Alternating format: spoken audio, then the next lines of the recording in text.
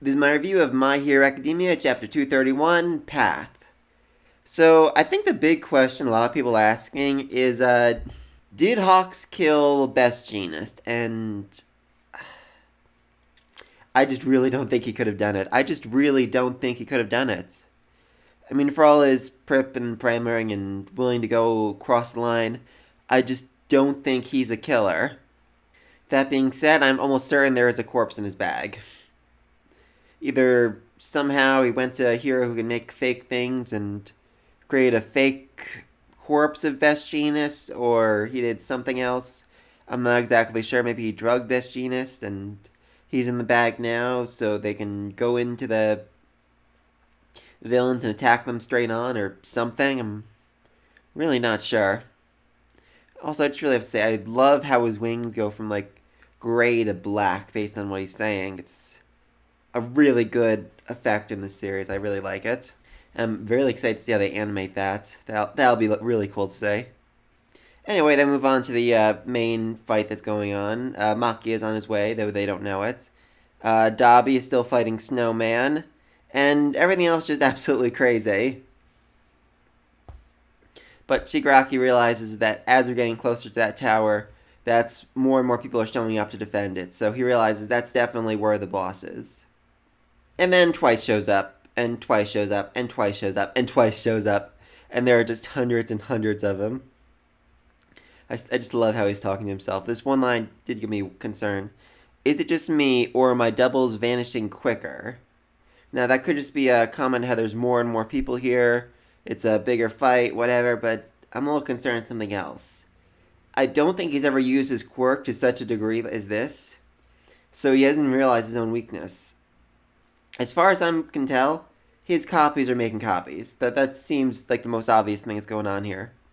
And so, therefore, as he said himself, each copy is weaker than the original. And if he's making copies of his copies, then each of those is going to be weaker than the one that came before it. So that's going to be a very limiting factor in how he does all this. He still is, the original making copies, and they can make more, but it still could be an issue. But I do love him, though. He said, this is how I can be a useful leader. He really does care about the League of Villains, Shigaraki, all of them, protecting them as best he can. So Shigaraki orders him, go take that tower. Take it down. I just love the intensity in this line. He says, you're going to regret toying with the Guy's Emotions Liberation Army. He is terrifying here, and even for him. But then the Habatan guy, the leader of the Heart and Soul Party, shows up and basically tells them, liberate yourself, people!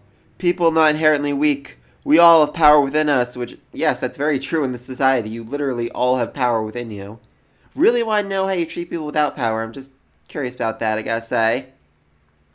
And he just says, basically, that he wants to show that regular people can take out villains, which, that is very true, and I do think it's where the series is going to lead us eventually. A society where quirks are more willingly accepted. Because think about this for a second. I've said this before, I'm saying it again. Twice. Hundreds, thousands, millions of him spreading across Japan. Heroes can't take out all of them. The regular people, the citizens, they have their quirks. They can start defending themselves. And after that, they start asking the question, okay, well, we used our quirks before. Can we use it again in, the right circumstance? Obviously, there's issue, if using those lead to the innocent person being hurt. But I think the quirk using laws are definitely going to be loosened when this is all said and done. So something that they want, not all of it though. A fair compromise. It does seem like this politician guy has a quirk that amplifies other people's quirks or abilities or riles them up or brainwashes them or something. Because after he talks, they literally start screaming, glowing like, ah! We can do this! We're unstoppable! So, I'm curious. I get the, appeal of this cult a little bit, but I wonder if people here are really, there of their own free will or if they're being manipulated and brainwashed. And if they are, I'm going to feel kind of bad for them, since the League of Villains is probably going to kill a whole ton of them. And then we get to Spinner. I'm just realizing we don't actually know what his quirk is.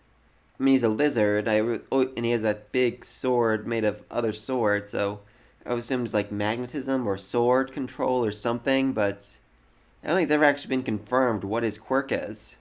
I mean, he's a lizard, so it makes sense if he like breathe fire or regrow severed limbs or something like that. But he seems anxious and nervous here. I'm curious if this is going to be where he dies. It makes sense if the League of Villains loses someone in this big battle, and this is the guy who's least devoted. I mean, at the start of this whole thing, he was talking about leaving the League of Villains because they weren't adhering to Stane's philosophy.